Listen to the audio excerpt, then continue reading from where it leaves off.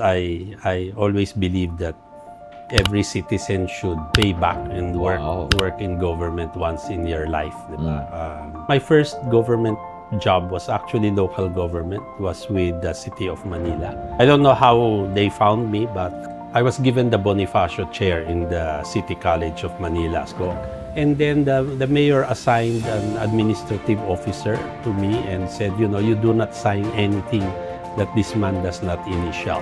And that was my first lesson in government. Parang under your signature are 2 or 3 initials, and they said if there's anything that goes wrong, they go to jail first because technically you're not supposed to know everything, so it has to pass through them. Anyway, so I realized everywhere I go, you're only as good as when you are sitting.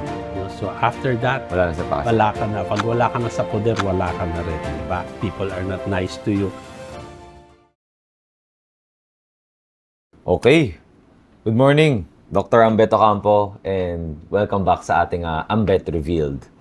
I just want to say, sir, yung first 2-3 episodes natin, I thought were a big hit, Napakasimple lang ng mga pinag-usapan mo nun, sir, no? yung life mo as a historian and whatnot, right? Today, we would like to focus more on your life sa public service. I don't know, sir, kung many people know, you've actually worked in government for 9 years. Sabi ni ChatGPT yun, sir. How accurate is that? Actually, more than 9 years. More than pa? Okay. Because before that, I worked in local government. I never thought I would work in government, diba? But afterwards, I always believed that every citizen should pay back and work in government once in your life, diba? To help make things work. You know? But my first government job was actually local government, was with the city of Manila. Wow. I don't know how they found me, but I was invited to give I was given the Bonifacio chair in the City College of Manila. So this is a grant. They give you a certain sum, then you're supposed to do 2 lectures. And since it was Manila, Bonifacio, I told them, don't you have a Rizal chair para hindi na ako mag-iisip, di ba? But then it was already given to someone else. And I took it as a challenge since I don't know very much about Bonifacio. It would challenge me to do things. Anyway, that's another story we can talk about later. But after doing the chair, they needed someone to run the City College of Manila. So Alfredo Lim then invited me to run it. And at the time, I was probably the youngest college president there was, with no college administrative experience. This was about 40 years old? At that time, 30? Even younger? I was 37 or Bata 36, yeah. Okay. So I took it, which was nice. And since I was also working, part-time in universities, you have an idea of how a university works. No? So it was very easy to deal with them. But again, that's when you realize what government is like. They run things differently. For example, I had a very nice office. The City College of Manila used to be in the old PNB building in Escolta. And my first office, when I was first appointed vice president, was a nice corner office. So you had a view of the Pasig. You can see Intramuros. No, it was wonderful.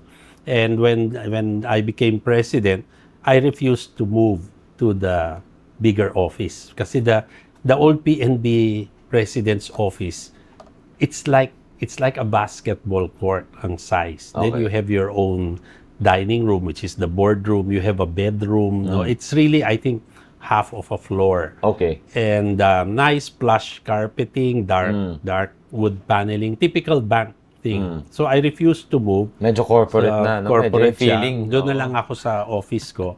And then the mayor assigned an administrative officer to me and said, you know, you do not sign anything that this man does not initial.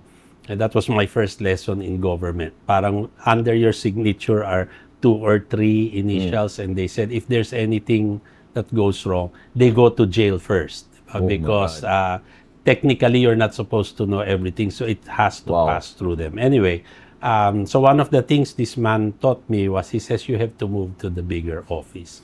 And I said, no, I like it here. And he says, no, I know you like it here, but you know, you are not president until you occupy the office. So he says, if you really don't want, you can maintain this, but you have to spend 1 or 2 hours in that office. So that's when I first realized, you know, the whole idea of what office means. So it's not a physical space, but it is actually what you represent, and the way in which people will look at you. No? So one of the things that I realized when I was in government was I would receive, one of the first things I did was to look at the bills. You have to see how financially, where the money goes, etc. And I found out that when I looked at the electric bills, there were many bills that were not really ours. So there were people who were putting in their bills. So of course we removed that.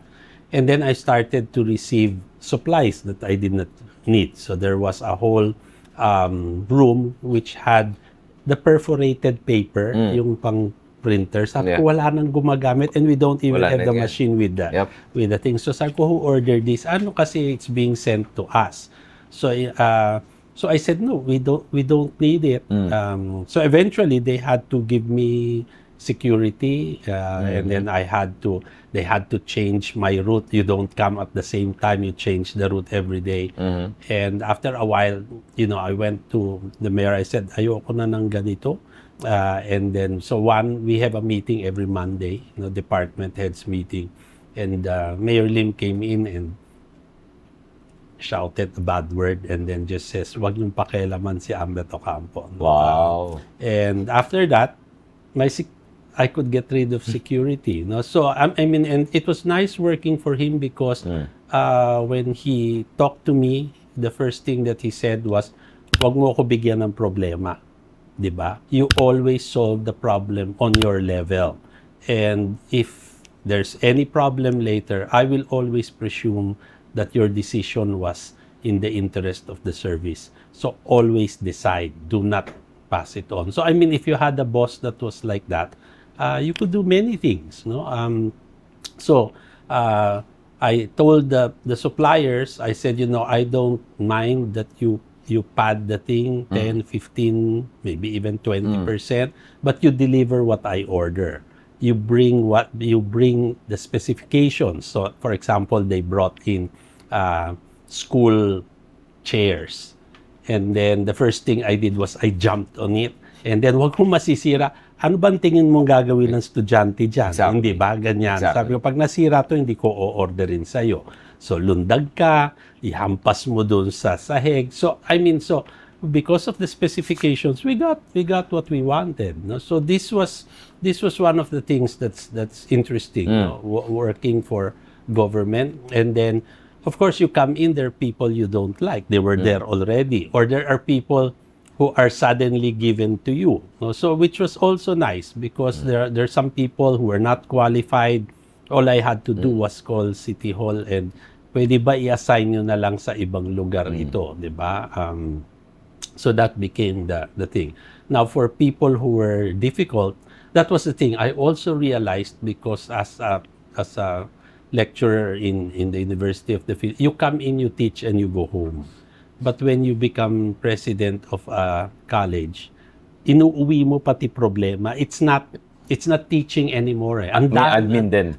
Yung admin, ang dami niyang problema. Most of it, di ba, very personal. Like, one of the professors was caught. It was a sexual harassment case. The child, well, the girl was underage. So, of course, I called this guy to my office and I have received reports that, you know, you're binahay mo tong bata, di ba? And then his immediate reaction was not yes or no. Bakit ako lang? Hindi ba si ganito? So tinuro niya yung iba, di ba? Naglagan. And then immediately sabi ko, at salamat ay lilista ko yung iba. Hindi ko sila nakita eh. So ikaw lang nahuli ko. And when he tried to wiggle out, all I said was, the girl is underage. I can we can have you charged for statutory rape, right? So, I mean, he was forced to resign, di ba? And another investigation was done. But that was the way in which we dealt with things. It was very difficult. Or there were people who were really difficult, so I would ask that they be reassigned. Yeah. Again, that was nice because you had a supportive principal. So they were usually assigned to the Manila Zoo or the Cementerio del Norte. So if they're difficult, all I say, saan mo gustong lumipat? Sa Manila Zoo o sa Cementerio? So most of the time they shape up. So it was a different world, no? But I got on with it. So the real lesson also was when I stepped down. So of course This was voluntary, sir. No, I mean Tapos na yung Alfredo Lim Tapos na ran siya. for president, so he had to resign. Oh, Diba? So okay. it's a new mayor who comes in, and of course hirap din, sir. news travels fast, diba? Is he going to leave? Is he going to stay, etc. And I realized because one of my deans, little old lady, spinster, and parang the head of our security would be extra nice to her, di ba? Meets her at the door, carries her things, leaves little poems on her table. So she's extremely flattered, no? Okay.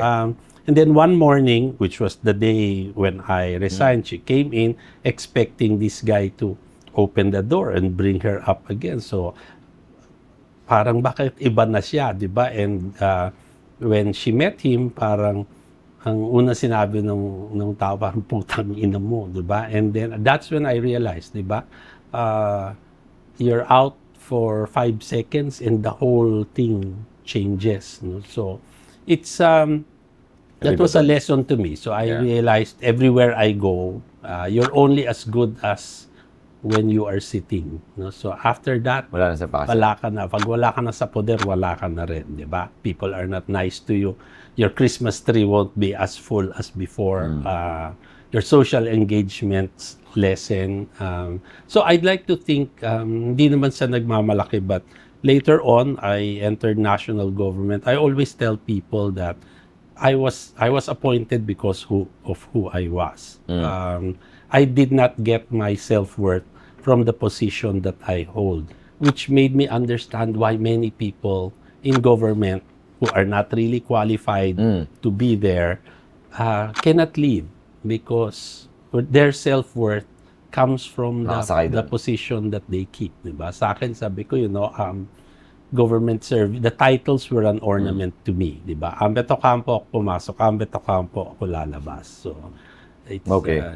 Yung transition mo, sir, from LGU, you also mentioned na nagpunta ka na sa national. This is around 2002 na ata, right? I think the first stint was a chairman of the National Historical Institute, right? Well, actually, I was on the board of the Historical Institute Yun. before I became chair. And this was also a funny thing. No? So in Manila, I was also, aside from being City College of Manila president, I was also the co-chair with the late Carmen Guerrero Nakpil of the Manila Heritage and Historical Commission. No? So, and it was nice. It's co-chair, diba? Again, I won't mention his name, but there was one of the senior members of that commission who felt slighted that I got appointed because I was the youngest. And second, that I was co-chair, I wasn't member. So each time I would call this person for a meeting, we have a meeting, sir, and then who's calling the meeting, you or Mrs. Nakpil? I said, I'm only delivering the message. Diba? But the funny part was the first meeting, so Mrs. Nakpil calls the meeting to order, then she says, Ambet will preside because he's the co-chair. And this particular person would make interventions, but he would not talk to me.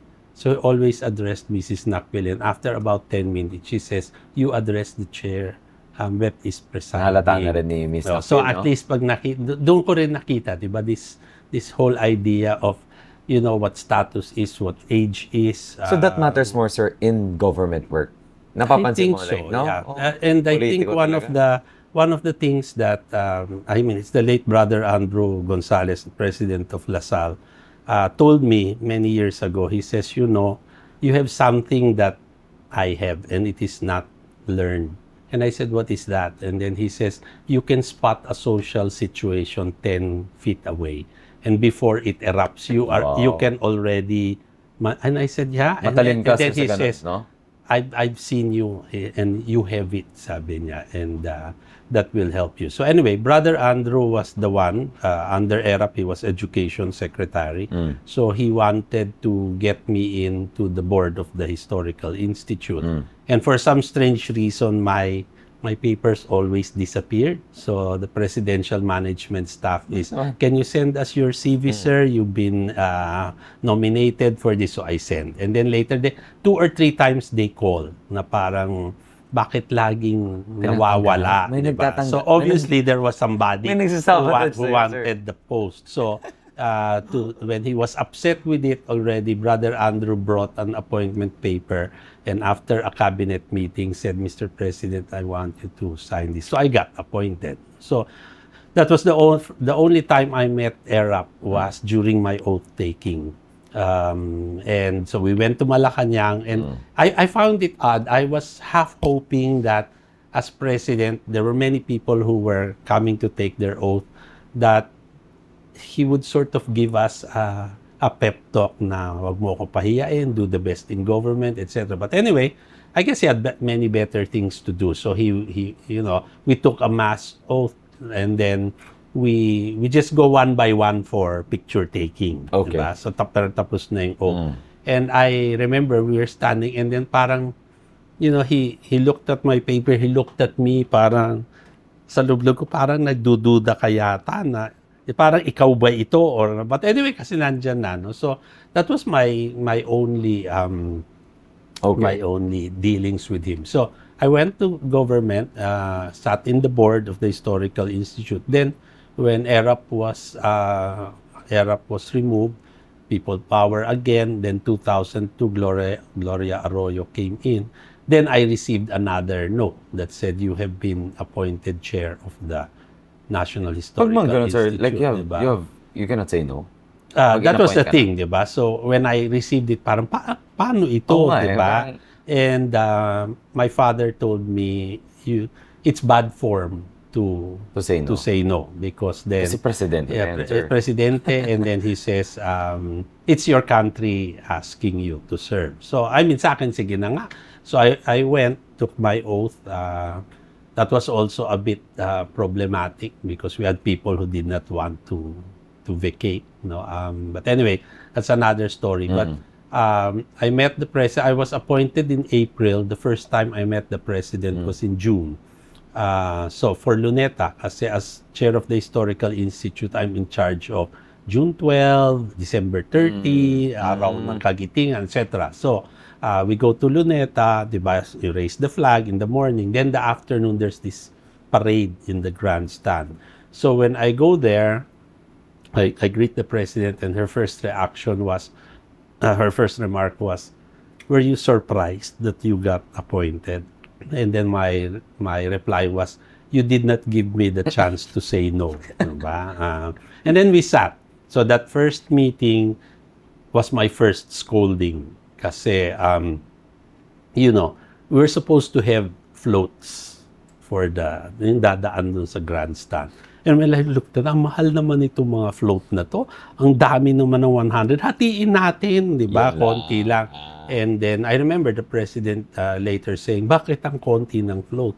Tapos sabi ko, ma'am, ang mahal naman niya. Maybe that matters to them. And then sabi ko, it's not, and then she says, it's not the, sabi ko, ma'am, if we put in 100, it will take a lot of time. Then she says, it's not the time. It's the number of floats. But I said, ma'am, it's very expensive. But if you want 100 next year, I'll give you 100 or 200. Just tell me what you want. But the reason why, again, when I first sat in, because you're innocent, di ba? So, parang, alisin mo to, practical, cost efficient. One of the things I found out, which I removed, of course, was every year, after the flag raising, parang they would release hindi naman doves pigeons yan, di ba? 100 pigeons.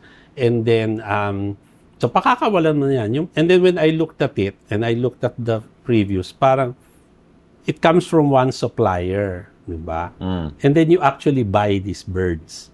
So pag pinakawalan mo sila, uuwi sila doon. Tapos next year, bibilin mo sila ulit. So sabi ko, para yatang daya, no? Alisin natin yan. And then sabi ko, yung tali nung flag, that giant flag, di ba? Sabi ko, tali na naman. Sabi ko, June, di ba, we only do this twice a year?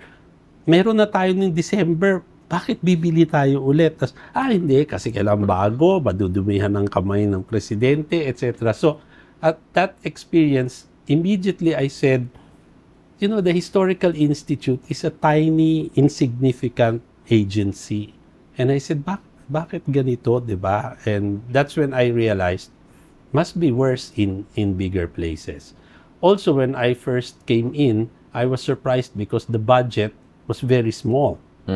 So, in Manila, I had 100 million lump sum, meaning I get it and I can spend it any way I want. That's for a year, sir? That's for a year. Okay. And then, sabi ko, ito, national government agency kayo? Wala pang 100 million, di ba? How can we do all our things? So, interesting. So it was interesting to me na local government could pay more. But eventually, we ramped up. I learned how to do the game, di ba? And the institute budget went up. So it was...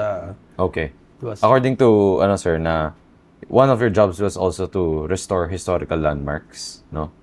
And you're also correcting historical inaccuracies in public spaces. Marami bang ganyan ngayon sa... Marami yan. Marami yan, sir. So, kadyan ako lagi. How do you even know that it's inaccurate, sir? Like, well, as a historian, we know, di ba? So, there are a number of things that... Okay. Again, it's that, no? You learn that...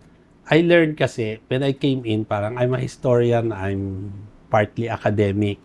Hindi pala ganun yun. I realized it was a political job. Sobrang political. So I did not do a lot of history.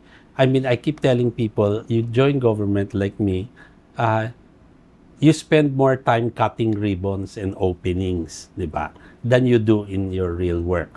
So, and then yun, ang daming paperwork, di ba? So para maging mabilis yung paperwork, they would send me the stuff at home. Pag sinundo ako ng kotse, may ganyan nakataas yan. Sa kotse yan, pirma ka lang ng pirma.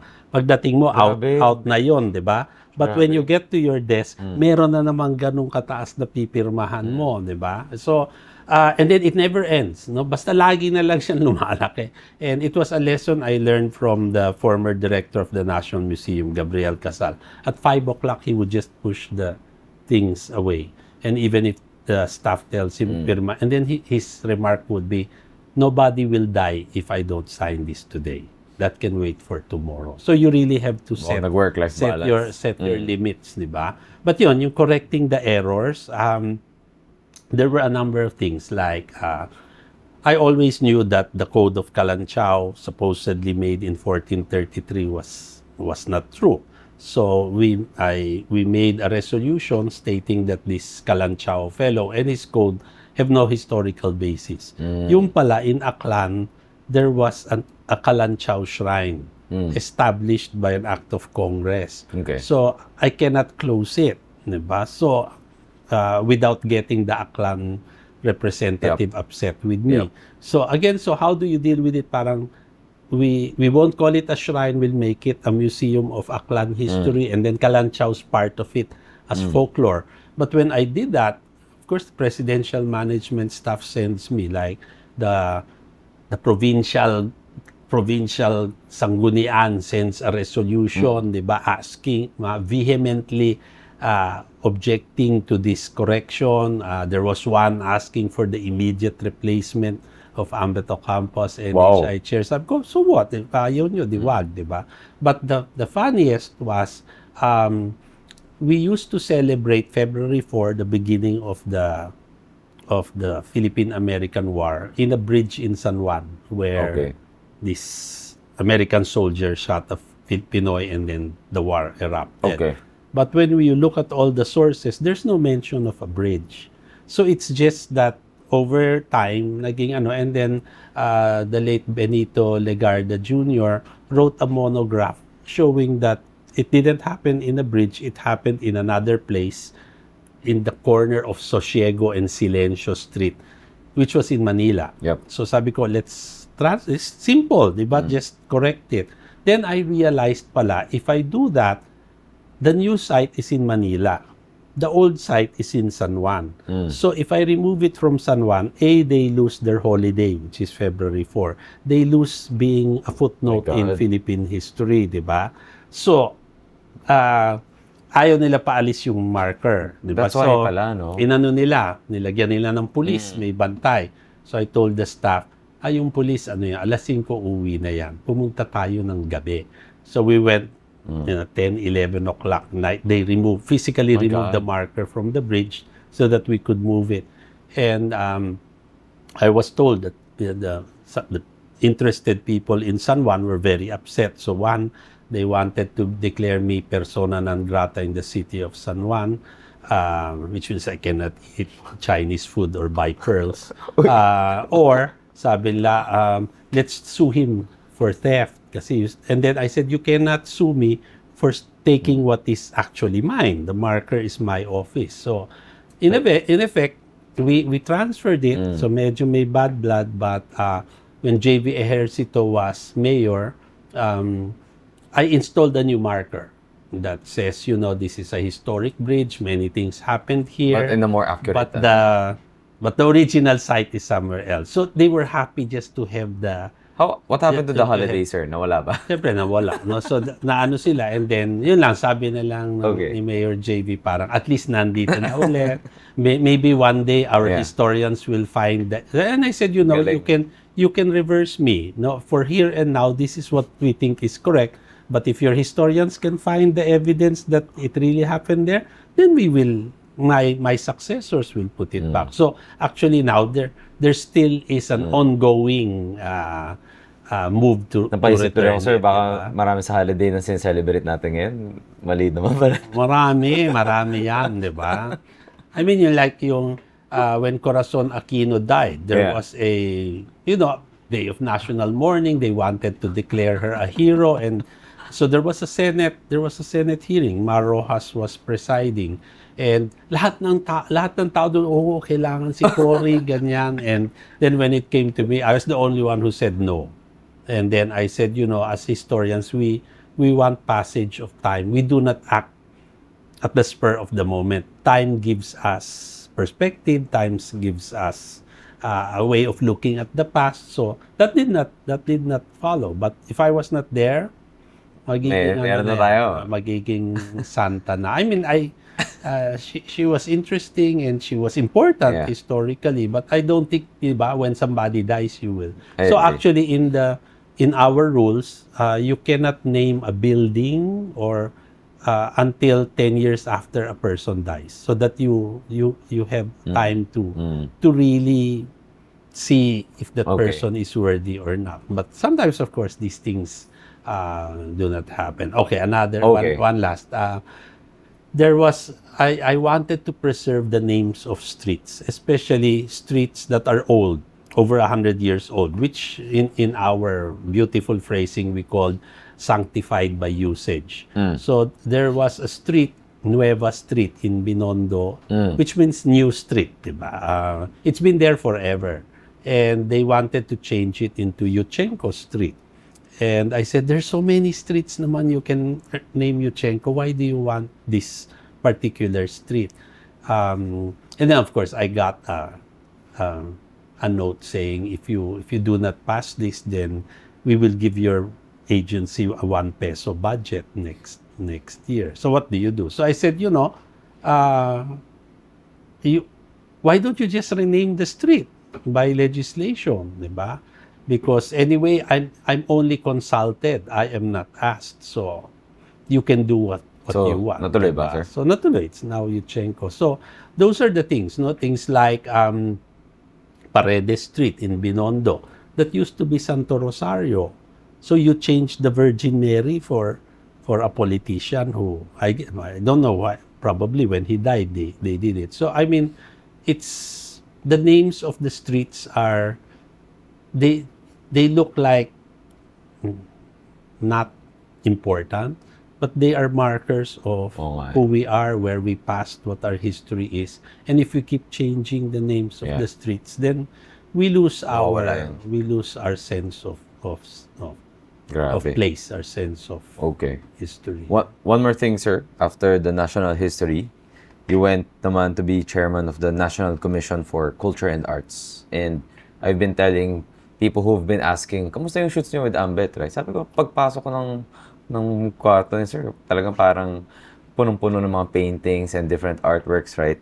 Doon ba nanggagaling yun, sir, no? Yung fondness mo sa arts, right? And what did you do in this role? I heard you promoted, artists, supported artists to create these works, no? Anong ginawa niyo doon sa I mean, the Commission on Culture is the government agency in charge of culture. It has a budget really to support. You really have to support kasi, di ba, art and culture. So I was only there a short time. You are not appointed, you are elected. But again, this is a legal fiction, no? So some of the chairs actually came with a desire letter. So like in my case, there was president made her intentions known that she wanted the board to elect. So I mean, it's a free election, but then so you cannot. This was the GMA, sir. This is under Mrs. Arroyo. So the NCCA is also, because we don't have a culture ministry, so it acts as that. So in that role, for example, I had to sign cultural agreements with other countries, diba? China, Mexico, France, etc. And because of this, that's also one of the things I realized. My first agreement was something with Pakistan. So the president of Pakistan comes to the Philippines. So, sir, you have to go to Malacanang because you have to sign this thing. So ganon, you watch the thing, diba? The president comes, you watch the thing, you go upstairs, then you sit in the bilateral. So the Pakistanis in one side, the Philippines in one side. So you discuss things. Then you go to the next room, and then you sign. So I went there, and then, where do I sign here? Di ba? Wala naman yung pangalan ko. Then the protocol person pointed dito po sa under for the Republic of the Philippines, di ba? So sabi ko, ang ganda pala. You can that. So I didn't think much about it, but later on when I signed things abroad, I didn't realize that normally it's only the Secretary of Foreign Affairs who can sign an agreement. But sometimes the president will give you the powers to do so. So I found out that somebody in the delegation carries a piece of paper that says this will authorize Beto Campo to sign, seed, and deliver. Parang proxy. And then, but the interesting line in the end is these full powers are given such that his signature will be considered as if it is I did it myself. So sabi ko, ito pala ang pwede ko isanla yung gobyerno, di ba? But it's very specific. But that's when I realized what plenipotentiary mean. I mean, I didn't really think about it until that came. So I found out they brought things in triplicate. So I would always take one, di ba? So what was a sample, sir, na you mentioned cultural agreements, let's say with a country like Pakistan? Like say Pakistan. Well, it's a general any thing. country, It's a general thing. It's something about cooperation, exchange of material, exchange of artists or scholars. No, so it's just gives a legal framework. So that the countries can cooperate in those. Ways. So there's some things were general, like the cultural agreement, but there were also executive agreements which were more specific. Things like China would donate something so that I can restore part of Intramuros, diba? Or the Chinese will send a delegation of archaeologists to the Philippines, 10 archaeologists. So we host them, and then we will send another 10. Parang kayong first layer. Then sila mag-host. So yung ganon. So some are specific, some are general. So the first and only agreement, well, it used to be, the first agreement signed between the Philippines and North Korea was the one that I signed. It was a Wow. cultural agreement because it's the safest agreement to sign. There's nothing committed, no. But it was also because we had 3 senators, so it was then the Senate President Drilon, and then it was Richard Gordon, and then it was Nene Pimentel. They were going to some parliamentary thing in North Korea, and they wanted naman something more formal. And since as legislators, they cannot sign, di ba? Foreign secretary was not available. And then since it's culture, so si Ambet na lang padala mo. So I signed it, di ba? So when you look at the records, it's the first one. But technically, I mean, like, okay, we can send people to Korea, but I doubt if they want to send people here. No? But one of the more memorable things there was after the signing of the agreement, they brought us to a school where there were something like 250 school children. And then they sang Pinoy songs. They sang Bahay Kubo. And then sabi ko, nag-aral sila ng ano. Sabi ko, But that's paano nice. kaya nila It's nice, kinuha right? yan? They welcomed Sabi you. ko, well, they welcome. But sabi ko, how did they learn this? Diba? Or, but it In was, hindsight, sir. it was, and then yun, yung, as soon as I arrived home, Japanese ambassador calls and says something like, can I send my political officer to talk to you? And I said, what about? No, we just want to know what's happening in Korea. So you see that it's not just signing agreement. They wanted to know what my experience was. So they're debriefing. No, the South Koreans also. I mean, even before I left, they called and they said, can we see that? We hear you're going to North Korea and you're going to sign an agreement. Can we have a copy of the agreement? I said, no, you ask the Foreign Office for, why are you asking me, di ba? So, you can see that they're, nag-aano sila, no? Nagbabantay sila. So, kumukuha ng information. So, it sounds very informal. But I guess that's how embassies work, di ba? They're listening posts there. So, whenever I was invited to a diplomat, I always knew this is not social, di ba? Okay. U.S. ambassador invites you to breakfast. You know that's not a social call, di ba?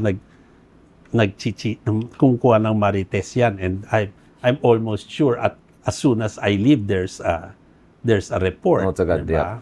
So Okay. you have to know those things. But it was one of the things that I learned on the job. No, the NCCA not only was that. So the NCCA came with a lot of ex officio things. So I was on the Film Development Council board. I sat in the Teacher Education Council in DepEd. That's another crazy story. Then I also where else did I sit? The board of the National Museum. The NHCP had a number of things. I would, but I never sat. No, I was consulted for stamps by the Philippine Postal Corporation. And then when we did the new money, I became advisor to the New money is like what Bangko, we're using now. the one that we're using, not the plastic ones. The last okay. one, Okay, the last one. 2011 one. So I sat in those, and I remember my mother early on saying something like, binaksak mo nga yung mga math mo sa college, pagkatapos ngayon, as advisor to the Bangko Sentral. Sabi ko, I don't advise economic policy. For the ano naman. I only look at the money. And that was one of my most interesting things because that's when I realized na how much goes into a small piece of paper. Na not only the design, because again, it's a reflection of, diba, like the US dollar, you know, the renminbi, it's like the calling card of your country. So you really have to think about what goes in it. What does it project about us as a people? Grabe. But underneath that was all the technical things, which I found fascinating. Mga things like, pag sinerox mo, magiging itim. Diba? Yung ano yung nilagay mo sa blue light, lalabas ito, no? Mga hologram. So, all the security, all the security features, doon ko lang natutunan yun na ang dami pala so much work goes Pati mga into coins, this, sir, you consulted? we Or did- ibang faction? that was after me, no, but we only did the banknotes in the beginning. Okay. And for the banknotes, that was the funny part, because I was saying, I said, can't we change all these people in the money? Kasi sabi ko, Quezon, Rojas, Osmeña, they've been there forever. Lalo na Quezon and Rojas have been there since post-war, when the Bangko Sentral was founded. So sabi ko, pwede bang iba naman, di ba? And at my prodding, the Bangko Sentral actually had things made. So I said, why don't we have, wag na rin heroes ng 19th century that nagamit na. Why don't we have heroes of science and culture? So, may Nick Joaquin, merong Fernando Amorsolo. So, they did a whole new series. But of course, this was not taken because 2010 was election time. And there was, somebody raised the issue of, if Mar Rojas gets elected president, paano yan inalis natin yung lolo niya, di ba? So, eventually, they just left it. So, my next condition was, I said, our heroes are, if you look back at our history, our heroes are very young. They're below 40. And sabi ko, Quezon, Osmeña, Rojas, they became what they became when they were very young. We only remember them as old people. We remember Quezon as old. Yeah. But can we make them look younger? So that's why yun naging bata lahat, di ba? But malaking gulo yan kasi ayaw nila. So again, you look at it, di ba?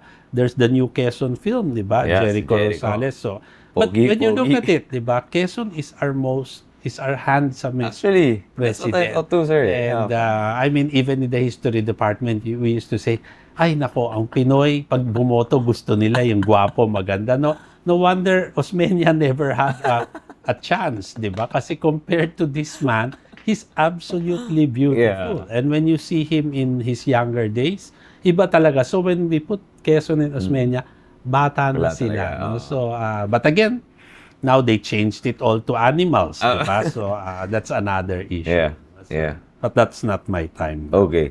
Actually, going to that point, sir, you advised BSP also. And I heard you authored their numismatic book. What is a numismatic book, sir? For our listeners. My book for the Bangko Sentral was called Yaman. It's actually literally and figuratively my heaviest book. It's 3.2 kilos ang weight. You cannot even read it in bed, di ba? Okay. Kasi it's beautifully printed. Okay. So it's just the story of money from the beginning. Wow. And what this money says of us. So it's not just the physical money, but the context into which this goes. And I mean, after I left government, I had a grant that allowed me to live outside the Philippines to study money. So, and then of course, because of my work with the Bangko Sentral, they wrote to the other central banks. So when I went to Indonesia, to Malaysia, to Japan, I was able to talk to the people in the bank. And when they showed me their money, and they were surprised because I know all about the security features because that was our job. Your experience, yeah. But again, I looked at their money and, di ba, what kind of history do they want to tell? What part of themselves? Like, for example, the Malaysian money was, parang they had a Malaysia 20-something. So, all the things were, may airplane, a new airport, infrastructure. So, when you look at it, what are they trying to project? Di ba? A satellite. It shows you a country that wants to modernize. And go into the 21st century. Sa atin tao, di ba? So you will see iba yung or like Thailand is kasi monarchy, so it's always the king, di ba? But the strange thing is Japan has an emperor, but he's never on the money, di ba? So again, it's kasi baka daw lukutin mo or but di ba in Thailand you can go to jail for disrespecting the image on the money. So again, different countries have different ways. So it looks simple, it's an everyday thing, but it actually matters. Ganda. So, and that's why you put a historian there, di ba? Okay. To look Siguro, sir, my latter part of the, maybe my last few questions, right, is I want to know, in your life as a public service, diba? Siguro, did you feel the pressure to aim to be more popular in case may bagong regime na dumating? Kunin ka ulit, diba? Alam mo naman, politicians natin ngayon, sabi nila, ang trabaho nila, maybe 30% lang, 70% is to get re-elected, right? In your time? No, ito kasi I'm appointed. So, it did not matter to me. And as far as I was concerned, and this is why, diba? At the end of her term, Mrs. Arroyo put on me the second highest honor, which is the Order of Lacandula, which, because she was surprised, for the 9 years that I was in government, I had no salary. Because for the Historical Institute, kasi had a chair and an executive director as one. That's why they draw a salary. And when this was offered to me, my first was, I don't want a 9-to-5 job. So I will be chair and you separate. So the executive director had the salary. The chairman only got allowances. No, not even allowance, just a per dime for each meeting that I chair, which wasn't even much. Parang at the time it was parang 3,000 or 4,000 less withholding tax, di ba? So ang bumuhay sa akin talaga was Ateneo. So I was still full-time. I was teaching. They were very kind with my schedules. So in effect, it was also in the Ateneo's way of helping, di ba? So ayun. So I had no salary for 9 years. That's crazy. In the NCCA, the person who has the salary is the executive director. The chair draws no salary. Buti diba? tumagal ka, sir. But yun nga, kasi nga, binuhay ako ng Ateneo. Yeah, but I'm sure, sir, if you could have asked them. I mean, they give you naman other things, diba? Like you have a car, you have... at least. But Pero that's not enough. So when I left, shortly before I left the NHI, I worked for legislation to give it its legislative charter. So it became the Historical Commission. And then nilagyan ko na ng sweldo, di ba? So, ang taas na ng sweldo niyan. So, unfortunately, it's not for me. It's someone else. So, again, it's also that, di ba? Yung you do something not for yourself, but you do it for somebody. Pero 9 years, sir? Parang 9 years. That's so... Well, I had independent income. So, and that's why I guess I wasn't clingy, di ba? If they removed me, it was fine. If they're not happy with me, that's fine. So, it's a different thing. I didn't have to be popular. Okay.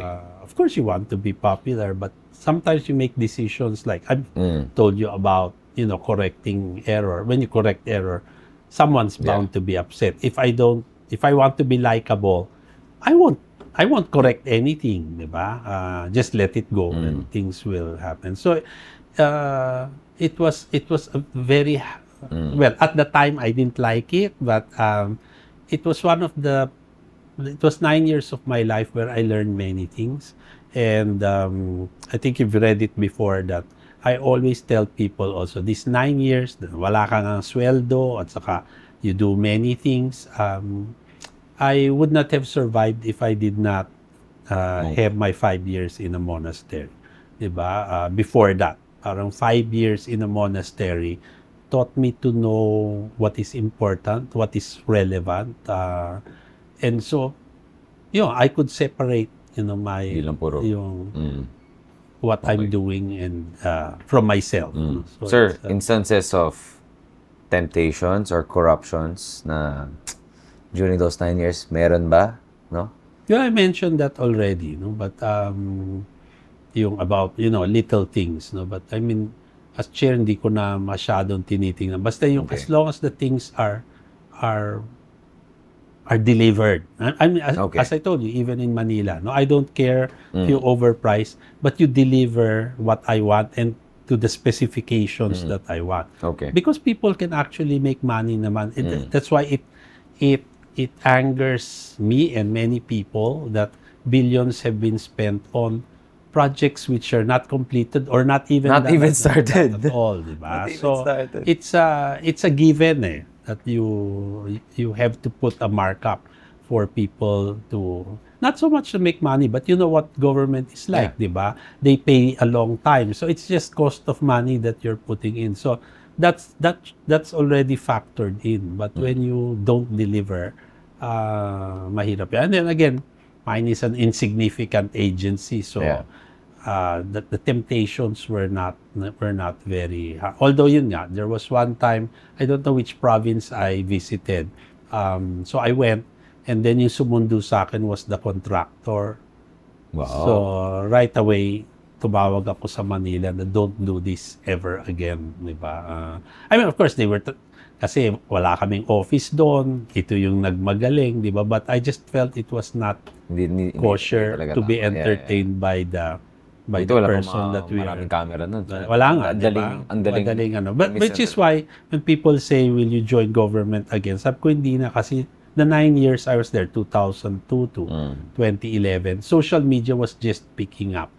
I will not join government today kasi sa social media wala kang ginawang tama, 'di ba? Laging may mema, 'di ba? So whether you're the cleanest, most efficient person, someone will find something nasty to say, 'di ba? So it's not good for your mental health. It's not good for, I mean, people actually sacrifice to join government. That's why I was wondering nga, 'di ba? How the moral fiber has actually changed, because you know, my parents' generation, or even when I came in, parang yun yung ano na, pag pumasok ka sa gobyerno, lalabas ka, mahirap ka, di ba? Pero ngayon, pag lumabas kang mahirap, tanga ka, di ba? So, hindi ka marunong, hindi ka maabilidad, di ba? So, it's very, very, I was very particular about things like that, di ba? Okay. Using the car on a weekend, di ba? Unless it is necessary. Ay, yung iba, di ba? Pinasusundo sa anak nila sa eskwela, di ba? I mean, it's that. It's fidelity to the, I mean, you know, when I was researching, even before I joined government, whenever I would look at, you know, 1950s government material, yung likod ng bond paper, kasi di ba yung kotse merong for official use only, para huli ka na, di ba? And then yung mga bond paper, meron din sa likod. Parang, so it shows you, nung araw, ano tayo, hanggang bond paper inaalagaan mo. But it's also things that's why I was also scared. I was told, if they don't like you, and I won't say who this one was, parang when you retire kasi, there was one person who, when he retired, parang nabinbin yung retirement niya kasi meron siyang hindi sinoli na stapler. At saka, and sabi ko, you know, that's office supplies that should be, and then I remember my executive director, deputy executive director, she says, I've gone through so many chairs and directors. When they leave, I just sign it off. Kasi technically, it's expendable. Pero if they want to make life difficult for you, hanapan ka ng stapler, ballpen, 10 pirasong bond paper na nawawala, di ba? So, the thing is, ang dami naman natin safeguards for it, but so you wonder, di ba? You're very strict about the small things, tapos yung billion na nawala, ibang klase, di ba? So, it's ironic. It's really a challenge. No? So, government service is not just a sacrifice on yourself, but it really tests your fiber, your moral fiber. Okay. All right. Thanks, everyone. That's our episode for Ambet and his life in public service. Thank you, everyone. Watch our next episode. Okay. Yun. Ayan na. Ilan yan, sir? 51. Sakto. No, maba. Sakto. Hindi, pwede na yun, sir.